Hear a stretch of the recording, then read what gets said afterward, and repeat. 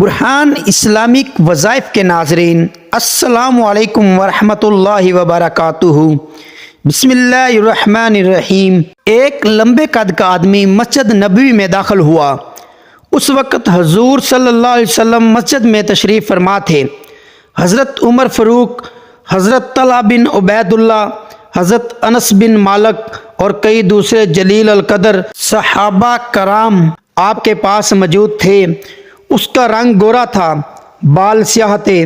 وہ اپنی اونٹنی کی مہار تھامے رواں دواں مسجد میں گھس آیا۔ اس نے اونٹنی کو ایک کونے میں بٹھایا اور خود نبی کریم صلی اللہ علیہ وسلم کی مجلس کے قریب پہنچ کر بلند آواز میں پوچھا، آپ حضرات میں سے ابن عبد المطلب کون ہے؟ حضور نبی کریم صلی اللہ علیہ وآلہ وسلم نے ارشاد فرمایا، میں ہوں ابن عبد المطلب، فرمائیے۔ اب اس نے پوچھا، محمد صلی اللہ علیہ وآلہ وسلم آپ ہی کا نام ہے؟ ہاں، میرا ہی نام ہے۔ اب اس نے کہا، تو پھر سنیے، میں ایک دیہاتی آدمی ہوں، آپ سے کچھ باتیں پوچھنے آیا ہوں۔ آپ میری زبان کی تیزی سے ناراض تو نہیں ہوں گے؟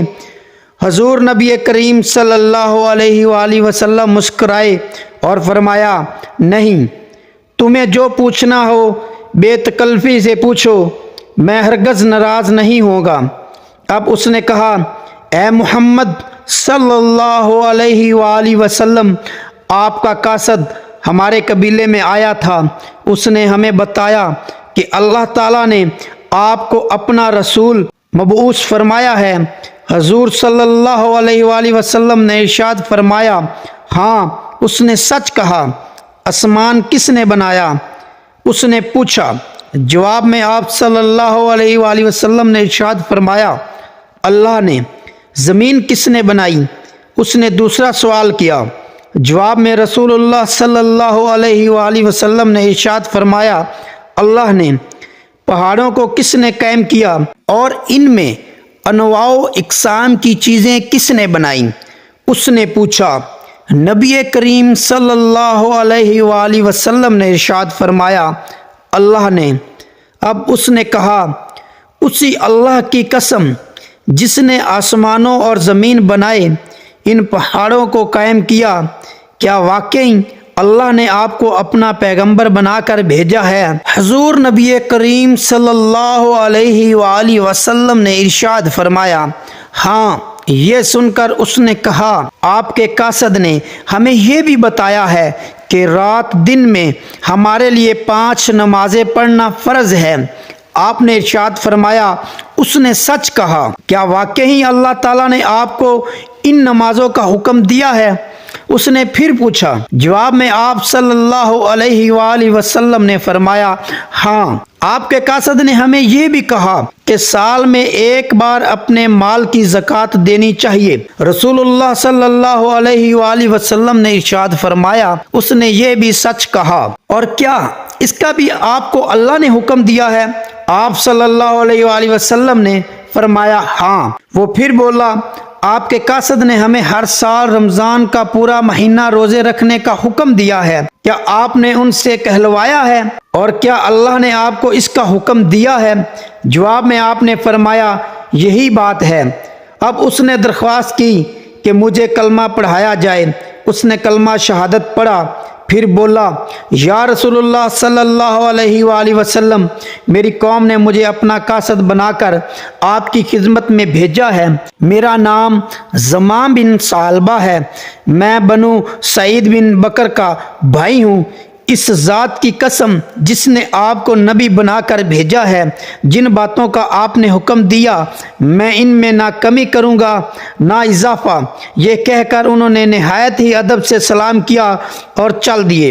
اس موقع پر حضور نبی کریم صلی اللہ علیہ وآلہ وسلم نے ارشاد فرمایا، اگر اس شخص نے سچ کہا ہے تو یہ ضرور جنت میں جائے گا۔ زمام بن ثعلبہ رضی اللہ تعالیٰ عنہ بہت ہی خوبصورت تھے، اپنے قبیلے کے عقل مند آدمیوں میں شمار ہوتے تھے، بنو سعد کے رئیس آدمیوں میں تھے، نیک فطرت۔ جس زمانے میں سارا عرب طرح طرح کی برائیوں میں مبتلا تھا، یہ اس وقت بھی ان برائیوں سے بچتے تھے۔ صلح حدیبیہ کے بعد آپ نے دین کی اشاعت کے لیے اپنے صحابہ کو روانہ فرمایا۔ آپ صلی اللہ علیہ وآلہ وسلم نے یہ مبلغ بنو سعد میں بھی بھیجے اور انہیں اسلام کی دعوت دی۔ قبیلے کے لوگوں نے اس سلسلے میں براہ راست بات کرنے کا پروگرام بنایا۔ اس مقصد کے لیے حضرت زمام بن ثعلبہ رضی اللہ تعالی عنہ کو بھیجا گیا اور آپ کی خدمت میں پہنچ کر انہوں نے یہ سوالات کیے۔ ایسی روایات بھی ملتی ہیں کہ آپ رضی اللہ تعالی عنہ رسول اللہ صلی اللہ علیہ وسلم کی خدمت میں پہنچنے سے پہلے ہی ایمان لا چکے تھے۔ آپ کے سوالات سن کر یا کسی اور موقع پر رسول اللہ صلی اللہ علیہ وآلہ وسلم نے آپ کے بارے میں ارشاد فرمایا، زمام عقل مند آدمی ہے۔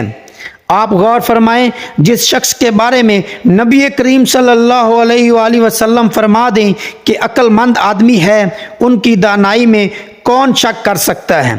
حضرت عمر رضی اللہ تعالیٰ عنہ نے ان کے بارے میں فرمایا، میں نے زمام سے بہتر اچھے انداز میں گفتگو کرنے والا کوئی نہیں دیکھا۔ حضرت زمام رضی اللہ تعالیٰ عنہ نبی کریم صلی اللہ علیہ وسلم سے رخصت ہو کر اپنے قبیلے میں پہنچے تو سب لوگ ان کے گرد جمع ہو گئے۔ پوچھنے لگے، کہیں مدینے میں کیا دیکھا؟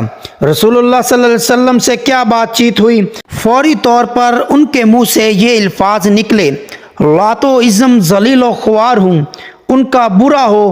اپنے بتوں کے بارے میں یہ الفاظ سن کر بنو سعد کانپ گئے، کیونکہ ایسے الفاظ منہ سے نکالنا ان کے نزدیک تباہی اور بربادی کو دعوت دینے کے برابر تھا۔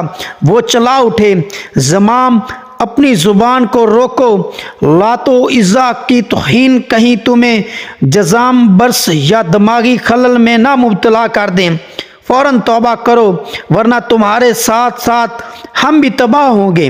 حضرت زمام رضی اللہ تعالیٰ عنہ تو کلمہ پڑھ چکے تھے، حضور صلی اللہ علیہ وسلم سے ملاقات کر آئے تھے، ان پر توحید کا نشہ سوار ہو چکا تھا۔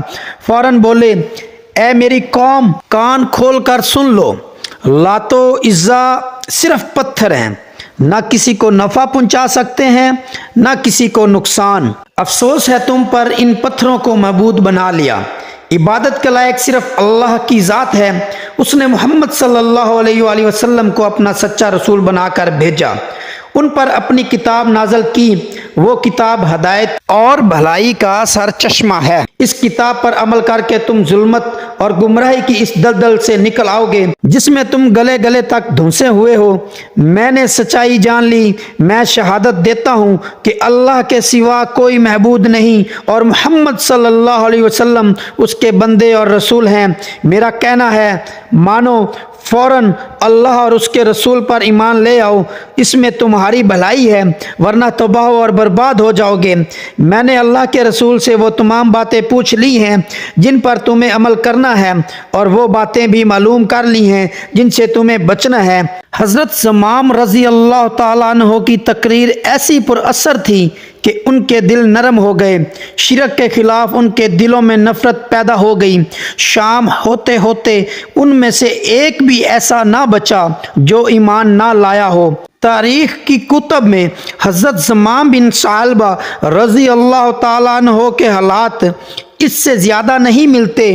حضرت عبداللہ ابن عباس رضی اللہ عنہ ان کے بارے میں فرمایا کرتے تھے، میں نے کسی قوم میں زمام سے بہتر کوئی شخص نہیں پایا، اللہ کی ان پر رحمتیں نازل ہوں۔